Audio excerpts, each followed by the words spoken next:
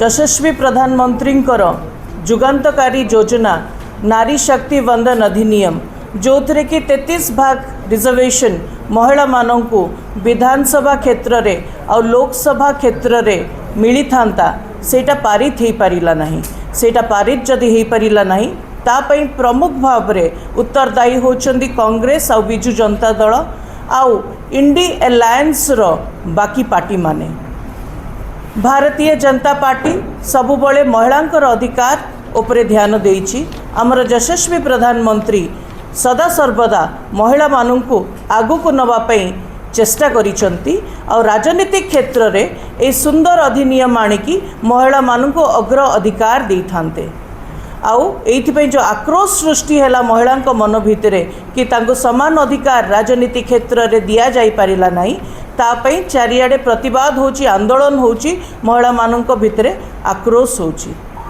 आजिर press वार्ता आमर मान्यवर आस्का सांसद श्रीमती अनिता शुभदर्शिनी रखिबे।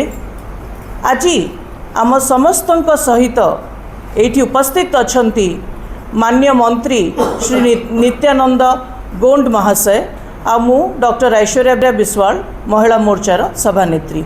अनुरोध करी मान्यवर सांसद को कि से तांकर प्रेस वार्ता रखिबे। जय जगन्नाथ।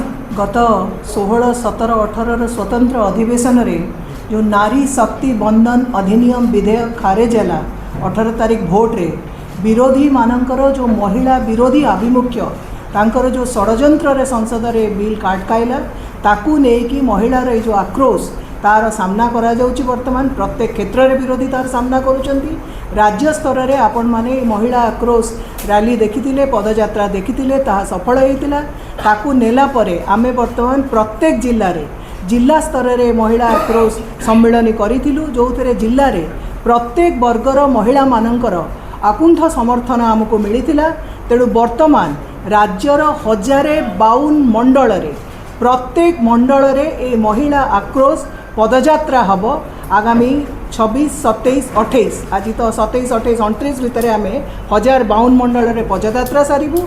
आसंता काली 28 तारीख रे भुवनेश्वर ठारे एक विराट मशाल शोभायात्रा हम। यही आक्रोश को आखि आगे रखिकी यही सूचना आपण मानकु दबार थिला। विरोधी माने जो 33% रिजर्वेशन महिलांकर अधिकार को महिलांकर स्वाभिमान को उपरे जो से कुटारघात करिसंती सेही आक्रोश शिकार आज से तल स्तर जाए होउचंती ताकू ही नहीं सूचना आपण को दबार थिला। बहुत बहुत धन्यवाद। नारी माने आज्ञा ऑलरेडी जागृत हो सारे। तेणु मशाल शोभायात्रा होची से माने आम सहित काली जो माने से दिन पदयात्रा रे नथिले से माने आसुचंती बाकी समस्ते सामिल होउचंती। एई मशाल शोभायात्रा माध्यम रे आमे वर्तमान समस्त को संवाद दबा को चाहूचु जे एई मशाल नारी शक्ति को जो माने अतीत रे देखंतु वर्तमान देखंतु नारी शक्ति सहित जो माने तांका स्वाभिमान सहित तांको अपमान करिसंती से मानकु से माने तांकर भयावह परिणाम भोगिबे ही भोगिबे।